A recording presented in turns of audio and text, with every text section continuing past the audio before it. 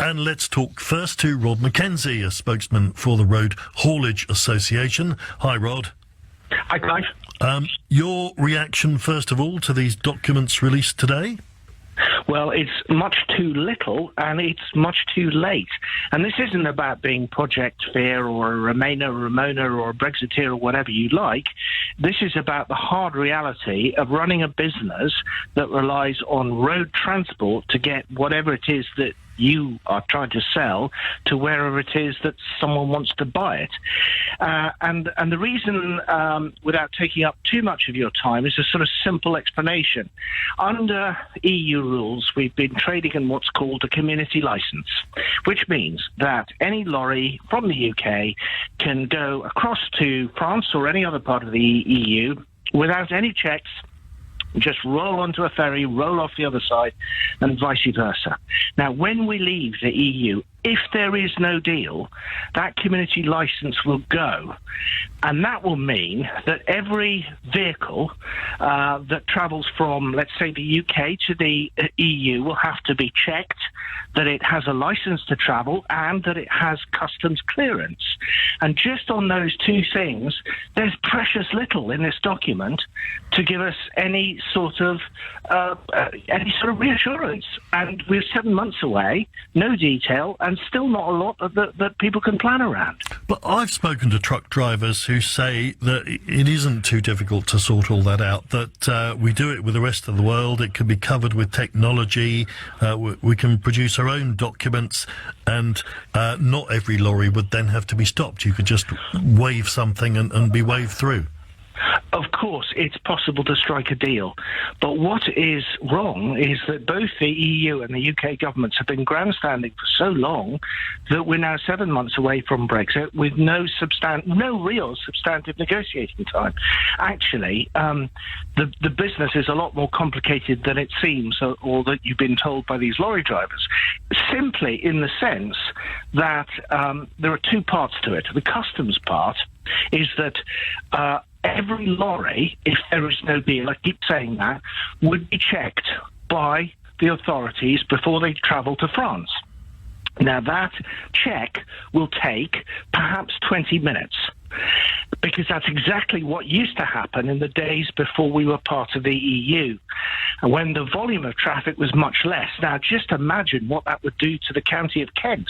It would turn it into a car park.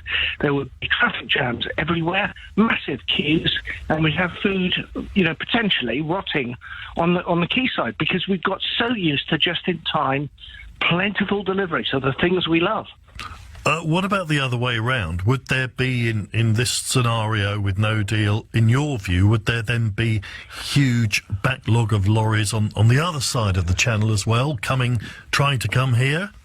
Well, I think we have to listen to what the government said, and what Chris Grayling, the Transport Secretary, has said very publicly is, look, if there's no deal, we're not going to stop the lorries. They'll just roll through. We'll just let them go, just like we do now. But who's to say the French will do the same? And if the French, let's say, for the sake of an argument, seek to punish the UK for leaving the EU, and the EU wants to send a warning signal to other slightly rebellious EU countries, perhaps, and making it easy for Britain doesn't seem like a likely scenario.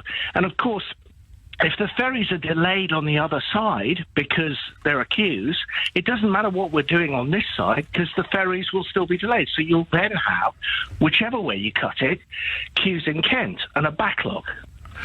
What do you think is likely to happen, though? In the end, no government wants that to happen. The French government doesn't want it either. So presumably some kind of deal, even if it's just about lorries, will be done. Well, let's hope so. And, there isn't a day that goes past when we don't beseech both sides in this protracted non-negotiation to get round the table and hammer out a deal that works for Britain, because, it's the businesses that trade that will be hit by this. And no one will like it, because consumers won't get what they want, Lorry drivers won't like it because they'll be stuck in queues. It's not a good outcome. So we desperately need a deal. We need a deal on some sort of free-flowing movement. There aren't enough community permits, as it were, to go round to cover all the businesses that want to trade. Why can't they just produce more permits? I'll tell you why, because at the moment, I was talking about the community licence that we currently trade under. The only other way of getting things across the channel is to have what's called an ECMT permit. Now, just remember the permit bit for a moment. There are 1,200 of those allocated to the UK. There are roughly 40,000 businesses that need them. So obviously the maths don't work. Now, your question is, well, just print more permits and hand them out. Yeah. But Turkey, for example, who also struggle to get permits, would say, hang on a sec, EU, that's terribly unfair on us. We're also a third-party country. Why can't we have 40,000 permits?